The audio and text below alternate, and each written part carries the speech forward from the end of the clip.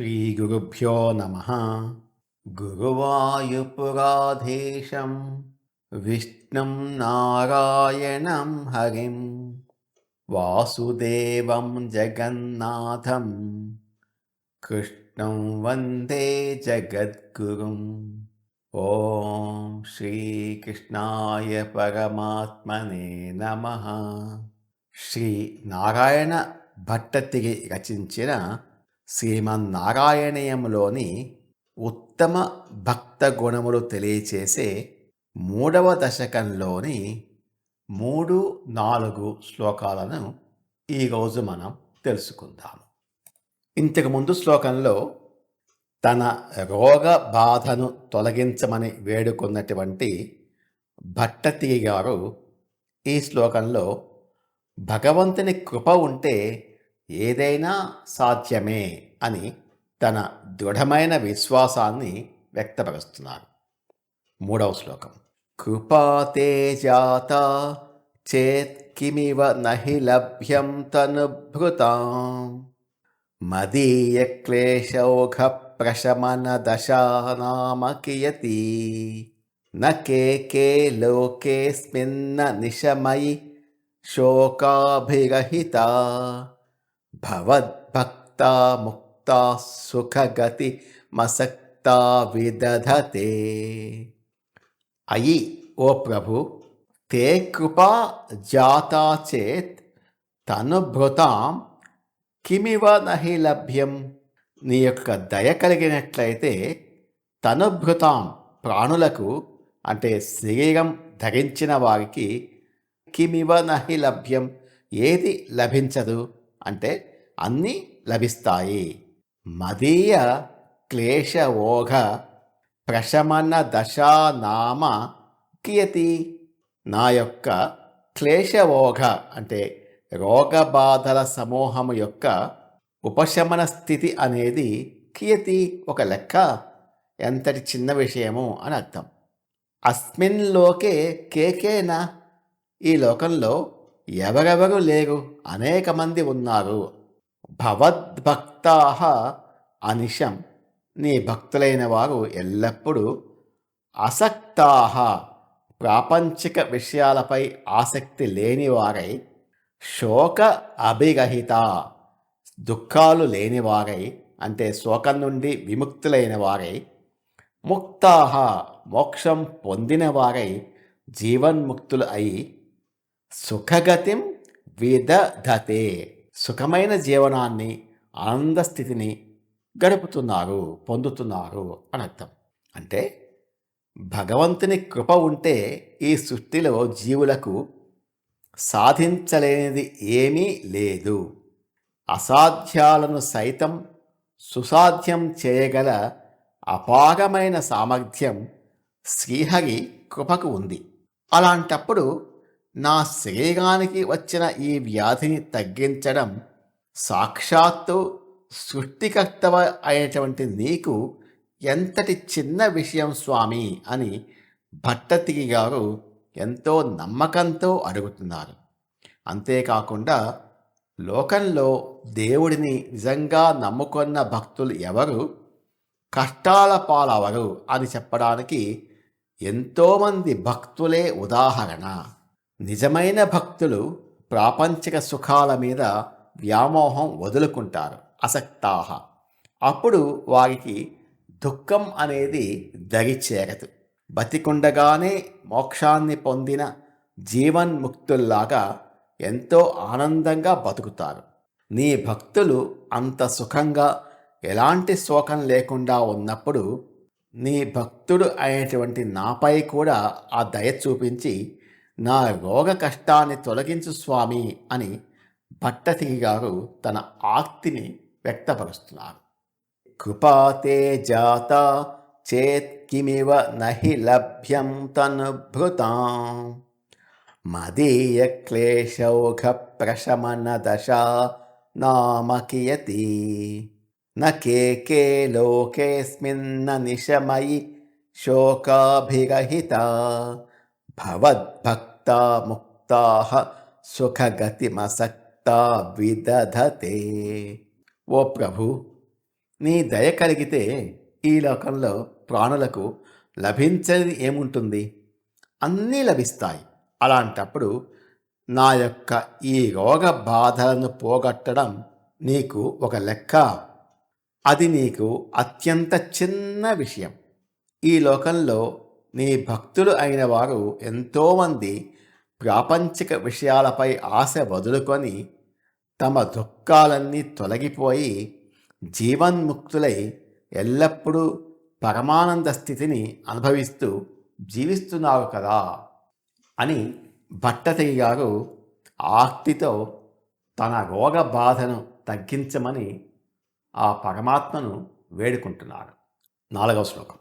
భగవంతుని కృప ఉంటే భక్తులు ఎంత ఆనందంగా ఉంటారో వివరించినట్టు భట్టతిరి గారు ఈ శ్లోకంలో సాక్షాత్తు నారద మహాముని వంటి వారి జీవన విధానాన్ని ఉదాహరణగా చూపుతూ భక్తి యొక్క గొప్పదనాన్ని వివరిస్తున్నారు.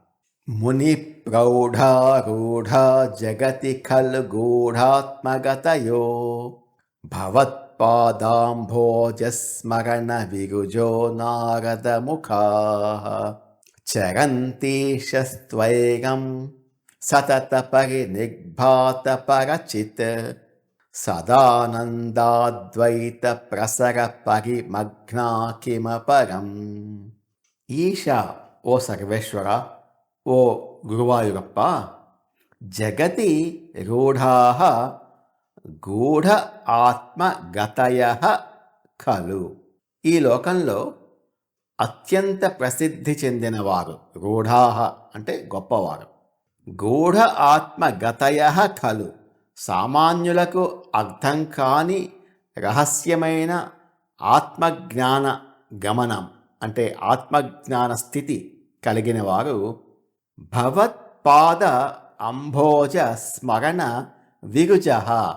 నీ పాదపద్మములను స్మరించడం చేత సమస్త రోగాలు బాధలు తొలగిపోయిన వారు అయినటువంటి నారదముఖా ముని ప్రౌఢా, నారదుడు మొదలైన గొప్ప మునీశ్వరులు సతతి పరినిర్భాత పరచిత్ ఎల్లప్పుడూ ప్రకాశిస్తున్న పరమాత్మ సంబంధమైన సదా ఆనంద అద్వైత శాశ్వతమైన బ్రహ్మానందమనే అద్వైత సాటిలేని ప్రసర పరిమగ్నాహ ప్రవాహంలో పూర్తిగా మునిగిపోయిన వారై స్వైరం స్వేచ్ఛగా తమ ఇష్టానుసారం ఆనందంగా చరంతి సంచరిస్తున్నారు. కిం అపరం, ఇంతకంటే కావలసింది ఇంకేమున్నది? ఈ శ్లోకంలో భగవంతుని నామస్మరణ చేస్తే ఏమొస్తుంది అనే ప్రశ్నకు నారద మహాముని జీవితాన్ని అద్భుతమైన ఉదాహరణగా చూపిస్తున్నారు. నారద మహాముని ముల్లోకాలలో ఎక్కడికైనా స్వేచ్ఛగా వెళ్ళగలరు. ఆయనకు ఎలాంటి కష్టాలు రోగాలు బాధలు లేవు. దానికి కారణం ఆయన ఎల్లప్పుడూ శ్రీహరి పాదపద్మాలను స్మరిస్తూ ఉండటమే. ఓ గురువాయూరప్ప, నీ పాదాలను పట్టుకున్న నారదుడు వంటి మహామునులు ఈ ప్రాపంచిక కష్టాలు అన్నింటినీ దాటేసి నీ భక్తి అనే ఆనంద సముద్రంలో మునిగి తేలుతూ ఎంత స్వేచ్ఛగా ఆనందంగా తిరుగుతున్నారో కదా.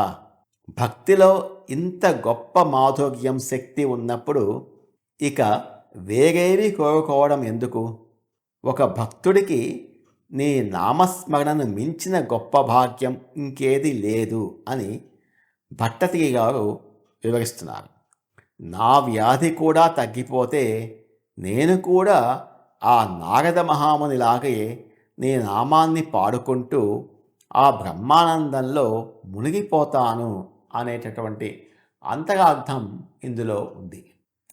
ముని ప్రౌఢారూఢ జగతి ఖలు గూఢాత్మగతయో భవత్పాదాంభోజస్మరణ విరుజో నారదముఖా చరంతీశస్త్వైగం సతత పరినిర్భాత పరచిత్ సదానందాద్వైత ప్రసర పరిమగ్నా కిమపరం.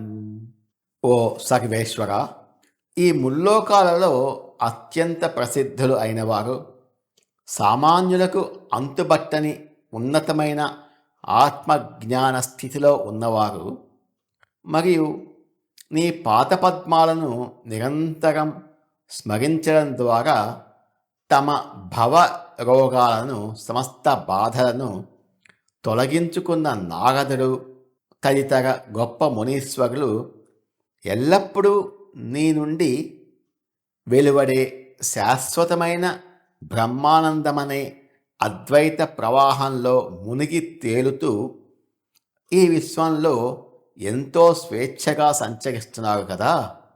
నిజమైన భక్తుడికి ఇంతకంటే గొప్ప అదృష్టం ఇంకేమీ ఉంటుంది అని కీర్తిస్తున్నారు భట్టతిరి గారు.